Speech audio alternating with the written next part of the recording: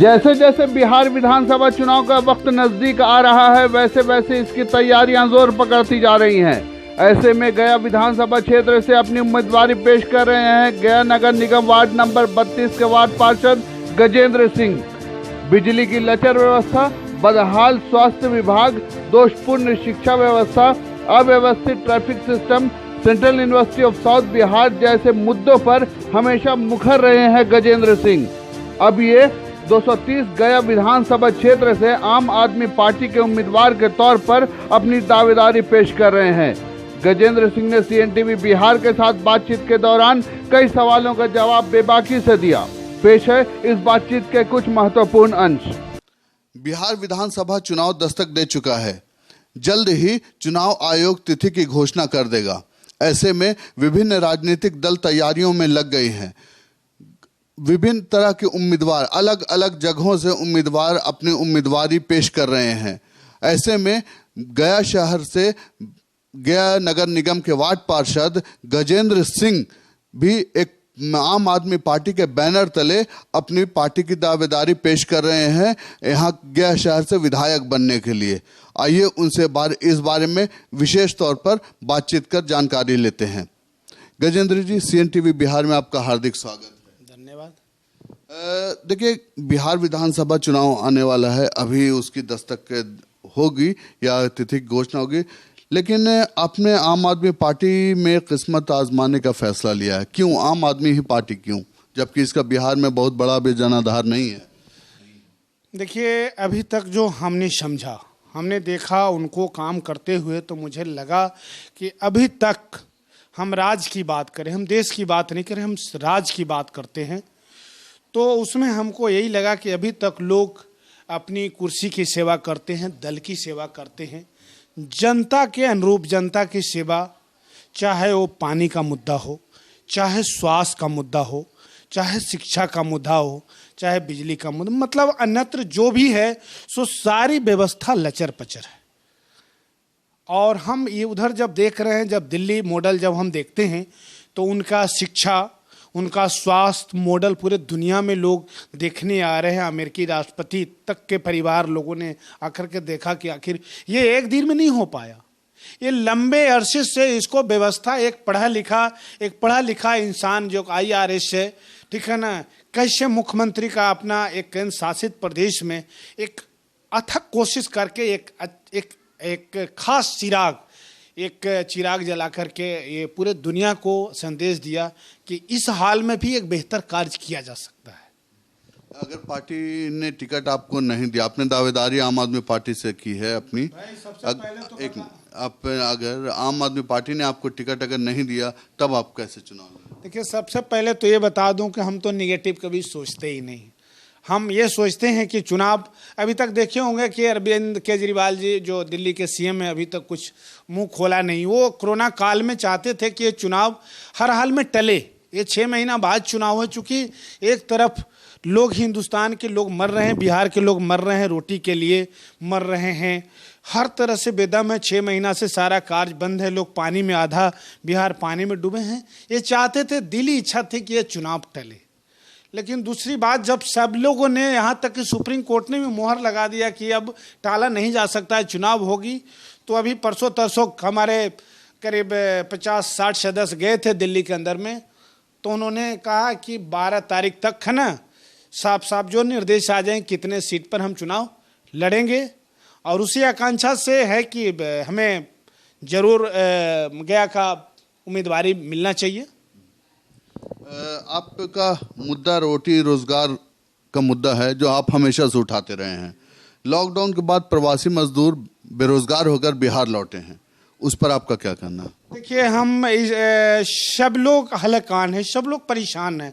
एक तो करोड़ों लोग आए हैं प्रवासी पूरे दुनिया से, सिर्फ अपने देश से नहीं, पूरे दुनिया से। देख रहे होंगे कि वंदे कौन प्रोग्राम के तहत जो है दिल्ली, हाँ, वंदे भारत मिशन के दिल्ली हवाई जहाज से लोग आ रहे हैं।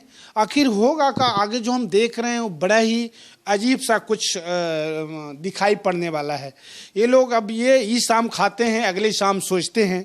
कुछ यहाँ के जो 1-8 करोड़ तो लोग आया, यहाँ भी करोड़ से कम नहीं है, खास करके हम बिहार की बात कर रहे हैं। तो इसमें हर लोग रोटी रोटी के लिए परेशान है, चिंता की लकीरें हैं। एक तरफ देखो कोरोना काल में सरकार द्वारा था कि जो भी कोई मदद करना, समाज सेवी या राजनीतिक दल मदद करना चाहते हैं तो ये सरकार को जिम्मा करें। सरकार जो स्थानीय जो जिलाधिकारी हैं उनके द्वारा ये वितरण की जाएगी, लोगों को भूख मिटाने का अनाज वितरण किया जाए। लेकिन ये हुआ क्या कि हम लोग भी ये गया नगर निगम का पार्षद हैं, प्रधानमंत्री जी एक तरफ कहते हैं कि जान है तो जहान है, तो पहले हम किसी की भूख मिटाएं, प्यास मिटाएंगे, पहले हम नियम फॉलो करें। और ये बिना परवाह किए हुए भी लोगों को हम लोग लॉकडाउन को सारे नियम को फॉलो करते हुए चढ़ बढ़ के हमारे सारे पार्षद लोग ने चढ़ बढ़ करके लोगों को अनाज पानी का मुहैया घर जा कर के किया है, चढ़ बढ़ करके। और वाकई काबिल तारीफ है जो नियमों को थोड़ा रक्षा करके काम किया है। और लोग परेशान हैं, खास करके हम कहना चाहते हैं कि 10% जो मिडिल क्लास हैं उनके क्या तो जो एक शाम खाना बनता है, दूसरे शाम चिंता है कि अब अनाज कहाँ से आएगा। उनके पास कुछ भी नहीं है, नहीं तो खेत है उनके पास, नहीं तो कोई ज़मीन मकान है, नहीं नौकरी, कुछ भी नहीं है। तो अब ये जाए तो जाए कहाँ। इस पर हम सरकार से आग्रह करना चाहेंगे कि एक बार उनके लिए भी आप नज़र अपना डुलाएं या उनके लिए भी चिंता करें। भूख प्यास पशु पक्षी को भी लगती है, वो तो इंसान है, इस पर चिंता हम सबको करनी चाहिए। और देख रहे हैं जो हमारा बैनर तले हमने अपने कहा है, अपने बैनर तले कहा है कि सिर्फ और सिर्फ बिहार अभी जो वर्तमान परिस्थिति जो कोरोना काल में जो उत्पन्न स्थिति है, सिर्फ और सिर्फ रोटी रोजगार की हमने बात की। सबको रोटी मिल जाए, रोजगार मिल जाए, ये कैसे हो पाएगा,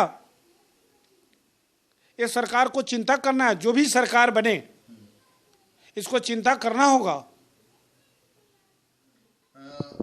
पानी के मुद्दे पर लंबी लड़ाई आप लड़ते आए हैं पहले भी, इसके बावजूद पेयजल गया वासियों के लिए एक बड़ी समस्या है, ठीक है। फल्गु नदी हमेशा गया के लिए एक बड़ा मुद्दा भी रहा है, आपका स्टैंड इस पर क्या है, इस मुद्दे पर? देखिए, हमने अपने 10 निश्चय का ऐलान में सबसे पहला मेरा दिल से ये आवाज़ है कि फल्गु में 3 बियर बांध बने। साथ ही जो हम फल्गु की तरफ एक नज़र करते हैं तो कलेजा फटता है, कलेजा में दर्द होता है कि आखिर फल्गु का ही बुरा हाल लोगों ने किया क्यों ऐसे, आखिर हम कहाँ जाएंगे। ये हमारा ये जीवन रेखा है, अगर फल्गु को हटा दे तो जीवन की कामना गया जी शहर में हम करना ये संभव नहीं हो सकता है। ये हमारा जीवन रेखा है, इसको बचाने की मुहिम में हम सब लोगों ने इसको फल्गु को दोहन किया है, इसको सबको मानना पड़ेगा, अप्रिशिएट करना होगा। और इसको निकालने के लिए बाहर अभी जो है हम सरकार से आग्रह करना चाहेंगे। अभी एक और है, उद्धव योजना के तहत गंगा जल फल्गु में आने वाला है, बहुत खुशी की बात है।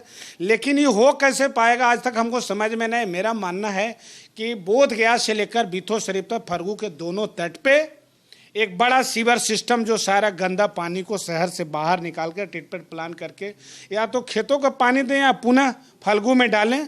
और 3 बियर बांध अगर बनाते हैं बीथो, दंडी बाग और बोध गया, इससे होगा कि हमेशा के लिए यहाँ सुखाड़ समस्या ख़त्म हो जाएगी, गंदगी भी ख़त्म हो जाएगी।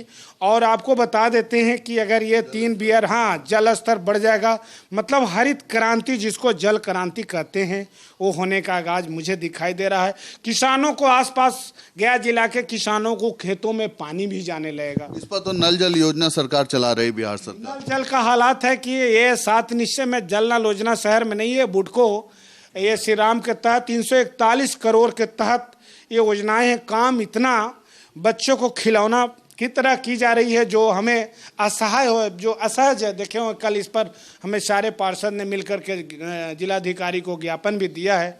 अगर गंदा में नाम लिखाया है तो ये बुडको भी ये अहम रोल है, सारे सड़कें नालियों को तहस नहस चलने का लायक नहीं बना है, ये भी नाम लिखाने में अहम भूमिका निभाए। ये हालात है, आपको आप देख रहे हैं। इसलिए इस काम को हम चाहते हैं, मुख्यमंत्री जी से चाहते हैं कि हस्तक्षेप करके और इनको जो है इस कार्य को बहुत अच्छे से कराने की ज़रूरत है, क्योंकि जल ही जीवन है। अगर ये सही नहीं हो पाया, जिस तरह से काम कर रही हैं, तो प्रोजेक्ट फेल में दिख रहा हूँ। इस पे गंभीरता से सरकार को विचार करनी होगी। और इस कार्यक्रम में आपको मैं बता दूं कि हम सैकड़ों आंदोलन किया और मैं सफलपूर्वक पश्चिम गया को पानी देने में जिस एरिया में मैं हूँ, पश्चिम गया के गांधी मैदान, ये 4-5 वार्ड ये किर्लोस्कर वाटर जो है आप देखे होंगे, उसके चलते हम 4-5 साल सड़क पर लगातार रहे और पानी ला करके आज देखिए हमारा ज़मीन का ही पानी अच्छा, लेवल अच्छा हो गया है। ऊपर सप्लाई भी हमारा दोनों टाइम मिलने लगे। ये नसीब पूरे शहर को नहीं है, ये जितने भी फाल्गु तट पर है गंगा, ये मतलब गंदा पानी पीने के लिए मजबूर हैं। ब्लैक पानी, ग्रीन पानी। अभी देखिए कई धरना प्रदर्शन हो रहे थे, इस पर गंभीरता से सबको लेने की जरूरत है। ये तो है इसमें, लेकिन गया में स्वास्थ्य, शिक्षा, उद्योग धंधे, बिजली की लचर व्यवस्था, अव्यवस्थित ट्रैफिक और गंदगी एक बड़ा मुद्दा रहा है। आप इस मुद्दे पर क्या कहेंगे? गंदगी का जो अभी जो पूरे हिंदुस्तान में एक अच्छा गंदा में नाम लिखाने का गया शहर का नाम आया है, दरअसल ये बात सच नहीं है। कहीं न कहीं ये पेपर वर्क जो कमियां रहती है उसमें, हाँ, ये आंकड़ा का खेल है, पेपर का खेल में। हम तो कहते कि पूरे बिहार भर में सबसे अच्छी सफाई गया जी शहर में अभी हो रहा है, गया नगर निगम में ये अव्वल है। ये मैं मानने को तैयार नहीं हूँ। कुछ गड़बड़ियाँ हैं, कुछ गड़बड़ियाँ जो हमने कहा आपका ये जो जल नल योजना चल रही है बुडको के द्वारा, उन्होंने सड़कें नाली को उसके चलते गंदगी बढ़ा है ना। सफाई ठीक से नहीं दिख रही है, सड़क पर चलने का जगह नहीं मिल रहा है, इसके चलते। स्वास्थ्य का हालात कोरोना काल ने सबको दिखा दिया, सबको कितने पानी में थे सबको दिखा दिया है। अब ज़्यादा मतलब गंदा और हिटने का मैं महसूस नहीं करता।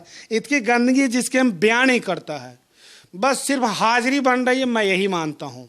और तो और क्या खेल हुआ, ये लॉकडाउन में क्या खेल हुआ, लोगों ने खेला है, सड़क पर भी खेल खेली जा रही है। वो भी हम नहीं लोगों को ये कहना चाहते हैं, दोषारोपण करना चाहते हैं। सब कोई देख रहा है, जैसे ईश्वर सब चीज़ देखते हैं, वो सब कोई देख रहा है। जनता ईश्वर का दूसरा स्वरूप है, इसलिए जनता देख रही है। जनता इस बार एसएस करेगी। इसके अलावा ट्रैफिक जो व्यवस्था है, ट्रैफिक के हालात जो पूरा ये शहर पुराना गया जी, पुराना शहर पूरा जाम झेलता है। इसके लिए हमारा एक प्लान है कि 6 लेन पुल से 5 फ्लाईओवर निकले, जिससे यहाँ हमेशा के लिए ये जाम की समस्या ये जो हो रहा है हमेशा के लिए, बड़े शहर चूँकि अब गया छोटा शहर नहीं रहा, बड़ा धार्मिक प्लेस है ना। हमेशा सालों भर यहाँ पर पर्यटन आते रहते हैं धार्मिक। ये अभी देखिए कि कोरोना के चलते ये बड़ा ये पिंडदानियों का ये नहीं किया गया, वो भी हम क्या कहें, चाहते थे कि ये सारे ध्यान में रखते हुए ये होना चाहिए था, ये पितृपक्ष का प्रोग्राम होना चाहिए था। चूँकि इनका भी रोटी रोजी का सवाल है, ये सालों भर 1 महीना 15 दिन जो कमाते इसी से साल भर अपना रोटी खाते हैं। इन पर भी सरकार को ध्यान देना चाहिए कि रोटी रुक गई, इनका रोटी कौन खिलाएगा, इस पर एक मार्गदर्शन भी सरकार को आना चाहिए। ट्रैफिक लचर वो हमने फ्लाईओवर की बात कहा है, अतिक्रमण सड़क पर भी अतिक्रमण काफ़ी हम लोग सड़क को दोहन शहरवासी किए हैं, इसमें भी थोड़ा सा ठीक ठाक करने की ज़रूरत है। क्योंकि सपना हर आदमी का सपना रहता है कि बच्चों को अच्छा पढ़ाएं, अच्छे घर में रहें, अच्छी गाड़ियाँ पर चले। गाड़ियाँ कहाँ चलेगी, उसके लिए चौड़ी सड़कें चाहिए, अच्छी सड़कें चाहिए। इसलिए हम चाहते हैं कि ये चौड़ी सड़कें, अच्छी सड़कें, साफ सड़कें मिले। अब तो इलेक्शन नज़दीक है, ठीक है, और आप ये बताएं कि आप अगर इलेक्शन में खड़े होते हैं तो लोग आपको वोट क्यों दें? ये जो 7 जन्म, ये 7 बार के जो हमारे जो पूर्व जो अब ये अभी कह लीजिए वर्तमान में जो हैं, ठीक है ना, 7 बार से हैं। हम कहते हैं कि किसी को अच्छा काम करने 1 मौका, 2 मौका, 3, 4, 5, 6, 7, आजीवन 7 जन्म, 7 बार तो हो गया, जिसको 7 फेरा कहते हैं। अब 7 फेरा मैक्सिमम फेरा होता है। अब जनता परिवर्तन चाहती है। अब चीनी खाते खाते अब ये चीनी की बीमारी हो चली है, इसलिए अब चाहती है गया की जनता परिवर्तन, और परिवर्तन के पूरे मोड में है। अपील क्या करेंगे गया वासियों से? गया वासियों से अपील करेंगे कि जो सबसे बेहतर कैंडिडेट हो, चाहे कोई भी हो, मैं हूँ या कोई मेरे से बेहतर हो, हम सब मिल करके उसको जिता करके जो मेरे पास का हो, जो मेरे साथ का हो, जो मेरे विश्वास का हो, जो कुछ करके दिखाया है, अपने ना पद पर रह करके जनता की सेवा किया है, उसका वो पहला पद पर रह करके तो कुछ ना कुछ मजबूरियां रहती है वो करते हैं, लेकिन बिना पद पे रह करके अगर उसने कुछ किया है जनता के लिए, पानी का इंतजाम, बिजली की लड़ाई, पानी का लड़ाई, उनके राशन कार्ड का लड़ाई, मतलब अन्यत्र जो उनके दुखों का जो है समाधान के लिए आगे आया है, उनको इस बार जनता अप्रिशिएट करेगी, उनको इस बार ताज पहनाएगी।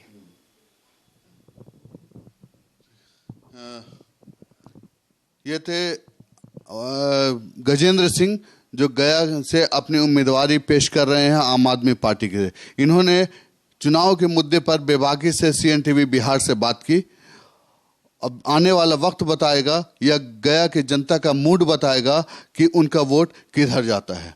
CNTV बिहार के लिए राकेश कुमार के साथ फैसल रहमानी।